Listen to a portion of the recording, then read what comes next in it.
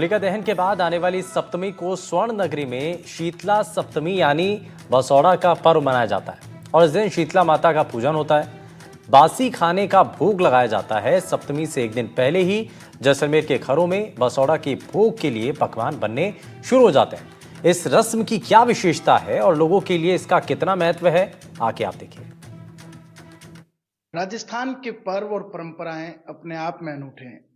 जैसलमेर में होलिका दहन के बाद आने वाली सप्तमी पर शीतला सप्तमी का पर्व मनाया जाता है, लेकिन उससे एक दिन पहले होता है भोग और पकवान की तैयारी, क्योंकि ये एकमात्र ऐसा त्योहार है जब बासी खाने का भोग शीतला माता को लगता है और ऐसी अनूठी परंपराओं का निर्वहन आज भी यहाँ होता है। तो आइए आपको ले चलते हैं उन घरों में जहाँ शीतला सप्तमी को लेकर षष्ठमी पर तमाम भोग और बसोड़े की तैयारी जो है वो जोरों पर है। हालांकि आज स्वाद तो नहीं चखने को मिलेगा क्योंकि पूजन बाकी है, लेकिन वो तस्वीरें जो है वो आपके मुंह में पानी ला देगी।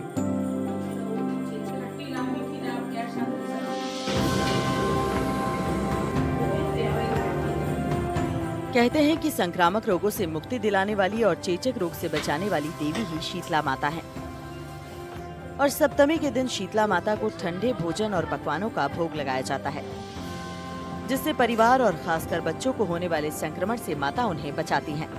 गृहिणियां सप्तमी के एक दिन पहले ही माता को भोग लगाने के लिए पकवान बनाना शुरू कर देती हैं और फिर इन्हीं पकवानों से शीतला माता को भोग लगाया जाता है। जैसलमेर के कई पर्व और परंपराएं अनूठी है और होलिका दहन के साथ ही पर्वों की जो शुरुआत होती है वो लगातार जारी रहती है। होली के 7वें दिन यानी सप्तमी को शीतला सप्तमी का पर्व होता है और उस दिन लोगों के घरों में चूल्हा नहीं जलाया जाता। उससे एक दिन पहले षष्ठमी को ही तमाम तैयारियां जो है वो पूरी कर ली जाती है। बसोड़ा का भोग तैयार किया जाता है। आखिर ये बसोड़ा है क्या और क्या परंपराएं और मान्यताएं हैं, उनसे पहले बातचीत करने से पहले तस्वीरें दिखा दूं। ये तमाम पकवान तैयार किए जा रहे हैं जो कि कल शीतला माता को भोग में जो है वो उपयोग लिए जाएंगे।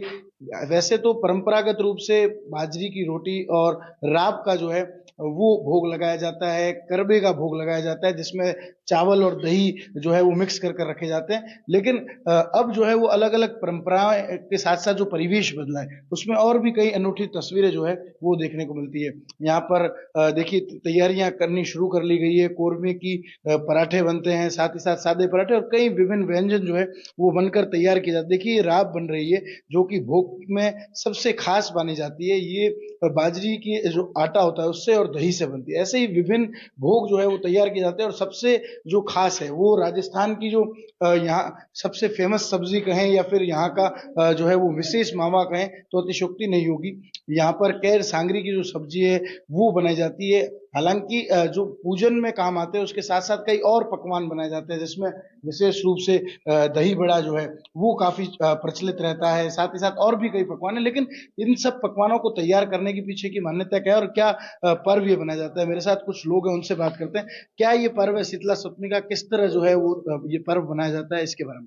ये शीतला सप्तमी का पर्व है, होली के बाद सप्तमी को मनाया जाता है। माना जाता है कि शीतला माता की पूजा करते हैं जिससे क्या बच्चों को, घर वालों को, सभी को चेचक और ये हैजे जैसी बीमारी से बचाया जाता है। एक दिन पहले षष्ठमी को है जो खट्टी राब, मीठी राब, करवा, सांगरी की सब्जी, पूड़ी ये सब बनाई जाती है और सुबह सप्तमी को माता जी की पूजा की जाती है। उसके बाद पूरा घर भर पूरे सप्तमी को ठंडा खाना यानी बासोड़ा ही खाते हैं, जिससे माना जाता है कि बच्चों को किसी प्रकार का रोग न हो। और ये मौसम परिवर्तन के हिसाब से भी एक साइंटिफिक रीजन है इसका। देखिए कई मान्यताएं और परंपराएं जो है वो स्वाद से जुड़ी हुई होती है और ऐसा ही एक त्योहार जो है शीतला सप्तमी, क्या कुछ ये त्योहार है उसके बारे में। शीतला सप्तमी का त्योहार को पूरे राजस्थान में, पूरे भारत में कहें तो बासोड़ा के नाम से जाना जाता है। देखिए क्या होता है कि जो होली के टाइम का मौसम है वो संक्रमण का मौसम होता है, क्योंकि ना सर्दी पड़ती है ना गर्मी पड़ती है। तो जहां तक साइंस का सवाल है, कुछ बैक्टीरिया ऐसे होते हैं जिनकी ग्रोथ को बैक्टीरिया ही रोकते हैं। इसलिए अगर हम बासा हुआ खाना खाते हैं तो बैक्टीरिया की ग्रोथ को रोक दिया जाता है।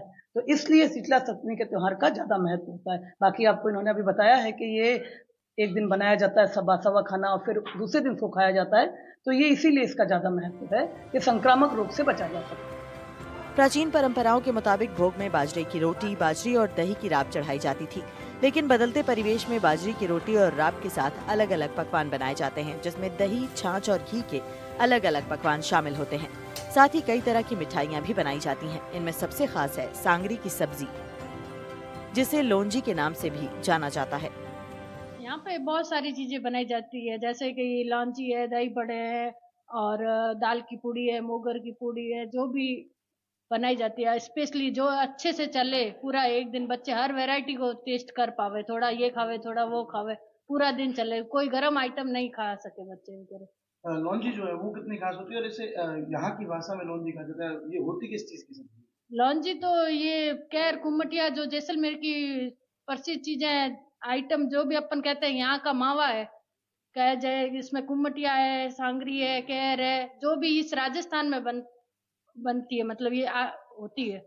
देखिए कई विशेष व्यंजन जो है वो तैयार किए जाते हैं और इस पर्व की विभिन्न जो है वो महत्व है। मेरे साथ कुछ और महिलाएं हैं, उनसे बातचीत करने की कोशिश करते हैं। देखिए जो राब है वो यहाँ पर बनाई जा रही है और काफी समय जो है इसे बनने में लगता है और बाद में इसे पूरी रात रखा जाता है और फिर इसका जो है वो भोग लगाने के बाद ही सेवन किया जाता है। किस तरह जो है वो बाजरी की रोटी और राब खास है, किस तरह ये पर्व बनाते हैं? ये हम रात को बनाते हैं और फिर सुबह इसको खाते हैं और फिर छाछ में और बनाते हैं इसको बाजरी के आटे के साथ में, और फिर इसको पूजा वगैरह करते हैं ताकि बच्चों को कोई बीमारी वगैरह नहीं हो। अच्छे से इसकी पूजा करते हैं और इस महामारी से बचने के लिए ये हम करते हैं। देखिए कई विभिन्न मान्यताएं जो है वो इसको लेकर है। आप देख रहे हैं किस तरह से राब जो है वो बनाई जा रही है और चावल जो है वो तैयार किए गए हैं, जिसके बाद इसका करबा बनाया जाता है। साथ ही साथ विभिन्न प्रकार की जो है विभिन्न पुड़ियाँ जो है वो बनाई जाती है, जिसे हम पराठे कहते हैं। और कितना खास है, किस तरह करते हैं, कुछ और महिलाएं उनसे बात करते हैं। कितना खास होता है ठंडे का पर्व राजस्थान में? ठंडे का जरूरी है, सभी लोग अवश्य ही करते हैं और करना भी चाहिए। साल भर में एक बार आता है और इससे शीतलाष्टमी के दिन पूजा जाता है। पूड़ियाँ बनाते हैं, खस्ता पूड़ी, मोगर पूड़ी और सब ठंडी चीजें बना के शुभ इसका प्रसाद लेते हैं।